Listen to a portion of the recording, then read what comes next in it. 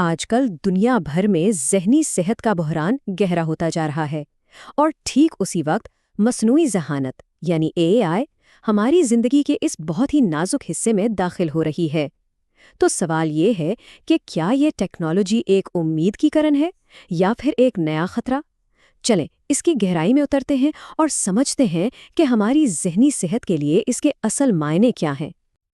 اور یہی وہ سب سے بڑا سوال ہے جو آج ہمارے سامنے ہے۔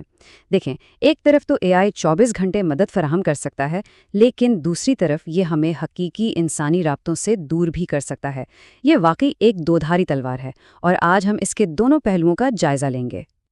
اچھا، تو اس پیچیدہ موضوع کو سمجھنے کے لیے ہم ایک منظم طریقے سے آگے بڑھیں گے۔ ہم اے آئی اور ذہنی صحت کے تعلق سے شروع کریں گے، پھر انسانی اور تکنیکی پہلوؤں کو دیکھیں گے، اس کے بعد وسیع تر نظام، قانونی اور اخلاقی حدود پر بات کریں گے، اور آخر میں یہ نتیجہ نکالنے کی کوشش کریں گے کہ مستقبل کا راستہ کیا ہو سکتا ہے۔ اس گہرائی میں جانے کے لیے ہم سٹیپل فریم ورک کو اپنے گائیڈ کے طور پر استعمال کریں گے۔ یہ فریم ورک ہمیں سماجی، تکنیکی، معاشی اور دوسرے تمام زاویوں سے اس مسئلے کا مکمل جائزہ لینے میں مدد دے گا، تاکہ کوئی بھی پہلو ہماری نظر سے اوجھل نہ رہے۔ اس پورے تجزیے میں ہم دو طرح کے اشاروں پر نظر رکھیں گے۔ ایک ہیں مضبوط اشارے، یعنی وہ واضح اور مثبت تبدیلیاں جو ابھی ہمارے سامنے ہو رہی ہیں، اور دوسرے ہیں کمزور اشارے، یعنی وہ ابھرتے خطرات جن پر اگر آج دھیان نہ دیا گیا تو کل یہ بڑے مسائل بن کر سامنے آ سکتے ہیں۔ تو چلیں سب سے پہلے انفرادی سطح پر دیکھتے ہیں، یعنی جب ایک انسان اور ایک اے آئی آمنے سامنے آتے ہیں تو اس کے ہماری ذات پر، ہماری زندگی پر کیا اثرات مرتب ہوتے ہیں۔ سماجی محاذ پر کچھ بہت ہی مثبت اشارے نظر آ رہے ہیں۔ اے آئی ایپس تیزی سے مقبول ہو رہی ہیں، اور اس کی وجہ یہ ہے کہ یہ وہ چیز فراہم کرتی ہیں جو بہت سے لوگ چاہتے ہیں، یعنی گمنامی، کسی کو بتائے بغیر مدد حاصل کرنے کی آزادی، اور یہ سہولت کہ آپ رات کے 3 بجے بھی کسی سے بات کر سکتے ہیں۔ یہ ذہنی صحت سے جڑے سماجی دباؤ کو توڑنے میں واقعی ایک بڑا قدم ہے۔ لیکن سکے کا ہمیشہ ایک دوسرا رخ بھی ہوتا ہے۔ یہ کمزور اشارے ہمیں خبردار کر رہے ہیں کہ اے آئی پر حد سے زیادہ انحصار ہمیں اصل انسانی گرمجوشی اور تعلق سے محروم کر سکتا ہے۔ کیا ہم مشینوں سے اتنے جذباتی طور پر جڑ رہے ہیں کہ حقیقی رشتے پیچھے رہ جائیں؟ اور یہ بھی مت بھولیں کہ ڈیجیٹل دنیا میں سب برابر نہیں ہیں۔ بہت سے لوگ اس ٹیکنالوجی کی پہنچ سے اب بھی باہر ہیں۔ تو سوال یہ ہے کہ یہ ایپس کام کیسے کرتی ہیں؟ ان کے پیچھے کا جادو کیا ہے؟ دراصل یہ اکثر علمی رویے کی تھیراپی جیسے نفسیاتی طور پر ثابت شدہ طریقوں پر مبنی ہوتی ہیں۔ یہ ہماری آواز کے اتار چڑھاؤ اور ہمارے لکھنے کے انداز سے ڈپریشن جیسی بیماریوں کا سراغ بھی لگا سکتی ہیں، جبکہ ہماری کلائی پر بندی اسمارٹ واچ ہمارے تناؤ اور نیند کے ہر لمحے پر نظر رکھتی ہے۔ یہاں یہ جاننا ضروری ہے کہ علمی رویے کی تھیراپی یا CBT آخر ہے کیا؟ یہ بنیادی طور پر ایک ایسی تھیراپی ہے جو لوگوں کو اپنی منفی سوچ کو سمجھنے اور اسے مثبت سوچ میں بدلنے کا طریقہ سکھاتی ہے۔ بہت سے اے آئی چیٹ باٹس اسی اصول پر کام کرتے ہیں۔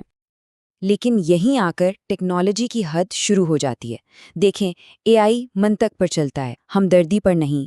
اس میں ایک انسان کی طرح ہمارے جذبات کی گہرائی کو سمجھنے کی صلاحیت نہیں ہے، اور یہی سب سے بڑا خطرہ ہے۔ اگر یہ ہمارے دکھ کو غلط سمجھ بیٹھے تو مشورہ بھی تو غلط دے سکتا ہے، اور ساتھ ہی یہ ڈر بھی ہے کہ کیا ہم اس پر اتنا انحصار کر لیں گے کہ انسانی ماہرین کی ضرورت ہی ختم ہو جائے۔ اچھا، اب ذرا اپنی نظر کو فرد سے ہٹا کر پورے سسٹم پر ڈالتے ہیں، یعنی معیشت، ماحول اور سیاست کی دنیا میں اے آئی کیا تبدیلیاں لا رہا ہے۔ معاشی طور پر دیکھیں تو اے آئی ذہنی صحت کی دیکھ بھال کو ہر کسی کی پہنچ میں لا رہا ہے، کیونکہ یہ خدمات کو کافی سستا بنا رہا ہے۔ بڑی بڑی کمپنیاں بھی اپنے ملازمین کی فلاح کے لیے ان ٹولز کو اپنا رہی ہیں، اور اسی وجہ سے اس شعبے میں سرمایہ کاری کا ایک سیلاب سا آ گیا ہے۔ اور یہ صرف باتیں نہیں ہیں، یہ اعداد و شمار خود گواہی دے رہے ہیں۔ پچھلے چند سالوں میں ذہنی صحت کی ٹیکنالوجی میں ہونے والی سرمایہ کاری آسمان کو چھو رہی ہے، جو اس مارکیٹ پر بڑھتے ہوئے اعتماد کو صاف ظاہر کرتا ہے۔ لیکن اس پیسے کے پیچھے کچھ خطرات بھی چھپے ہیں۔ کیا ہم ذہنی صحت کو ایک ایسی منافع بخش صنعت تو نہیں بنا رہے جہاں بہترین مدد صرف ان لوگوں کو ملے گی جو اس کی قیمت ادا کر سکتے ہیں؟ اور اس سب میں ان ہزاروں ماہرین کا کیا ہوگا جن کی نوکریاں خطرے میں پڑ سکتی ہیں؟ اب اگر ہم ماحولیات اور سیاست کو دیکھیں تو یہاں بھی تصویر ملی جلی سی ہے۔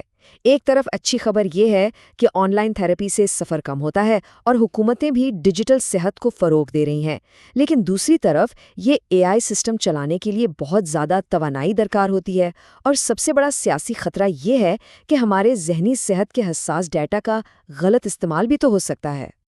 اور اب ہم اس گفتگو کے سب سے پیچیدہ حصے کی طرف آتے ہیں، یعنی قانونی اور اخلاقی چیلنجز۔ اچھی بات یہ ہے کہ اس میدان کو بے لگام نہیں چھوڑا جا رہا۔ ہمارے ڈیٹا کی حفاظت کے لیے نئے قوانین بن رہے ہیں اور محققین دن رات کام کر رہے ہیں تاکہ اے آئی کے الگورتھم کو ہر قسم کے تعصب سے پاک کیا جا سکے، تاکہ وہ سب کے ساتھ منصفانہ سلوک کرے۔ لیکن یہ سوال اپنی جگہ موجود ہے۔ ذرا سوچیں، اگر کوئی اے آئی ایپ کسی کو غلط یا نقصان دہ مشورہ دے تو اس کا ذمہ دار کون ہوگا؟ ایپ بنانے والا، ڈاکٹر یا خود ٹیکنالوجی؟ اور یہیں پر ہمیں بہت سے مشکل سوالات کا سامنا ہے۔ اے آئی کی غلطی کی قانونی ذمہ داری کس پر ہوگی؟ یہ ابھی تک واضح نہیں ہے۔ ان ایپس کی کوالٹی جانچنے کا کوئی عالمی معیار موجود نہیں ہے۔ اگر اے آئی کو متعصب ڈیٹا پر سکھایا جائے تو وہ بھی تو متعصب فیصلے کرے گا۔ اور سب سے بڑھ کر، کیا ہم جذباتی طور پر ان مشینوں کے غلام بن کر رہ جائیں گے؟ یہ وہ سوالات ہیں جن کے جواب ہمیں جلد ہی تلاش کرنے ہوں گے۔